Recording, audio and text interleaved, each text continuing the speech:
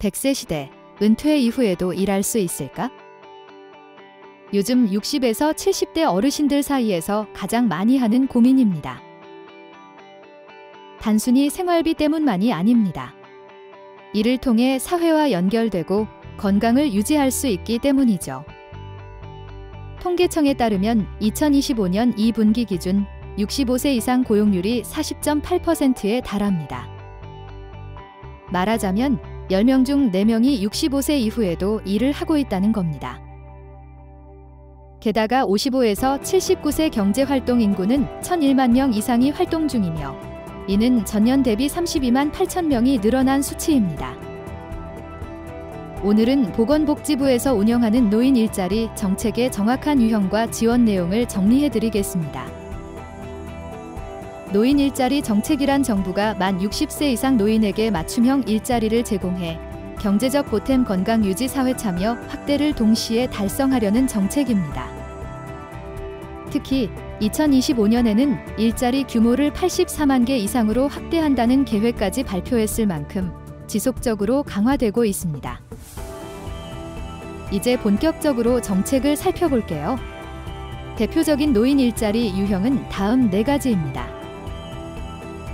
공공형은 노인이 자발적으로 참여해 자기만족, 성취감을 얻고 동시에 지역 사회 발전에도 기여하는 봉사활동입니다. 예시는 노노케어, 취약노인 돌봄, 보육시설 봉사, 공공기관 지원활동 등 지원 규모는 월 30시간 내외 약 27만 원 활동비 지급됩니다. 대상은 만 65세 이상 기초연금 수급자 중심 대상입니다. 사회서비스형은 노인의 경험과 역량을 활용해 사회적 도움이 필요한 영역, 돌봄, 간전, 공공지원 등의 서비스 제공됩니다. 예시는 가정세대 간 서비스, 취약계층 돌봄, 행정업무 보조 등. 특징은 공공형보다 전문성을 살린 형태이고 대상은 기본 65세 이상 지원 가능, 조건은 수행기관마다 다릅니다. 시장형 사업단은 어르신들이 직접 소규모 매장이나 전문 직종 사업단을 공동 운영하는 형태, 즉 시니어의 창업이나 자립활동 중심입니다. 예시는 실버 카페, 실버 택배, 전통시장 보조, 식품 제조 및 판매. 소득은 정부의 운영비 지원과 수익 배분이라 일반 아르바이트 형태보다 안정적입니다. 민간형은 민간 일자리와 연계해 노인의 고용을 촉진하는 방식입니다. 취업알선형은 일정 교육을 받은 후 경비원, 시설관리, 시험감독, 보조 등 민간 일자리로 연계됩니다. 시니어 인턴십은 기업의 인턴으로 근무하며 기업이 계속 고용하면 정부가 인건비를 추가 지원됩니다. 이에 한식조리, 매장관리, 영화관 보조 등 고령자 친화 기업은 노인의 경륜과 기술을 살려 양질의 일자리를 창출하는 기업을 정부가 지정하고 운영 지원 형태입니다.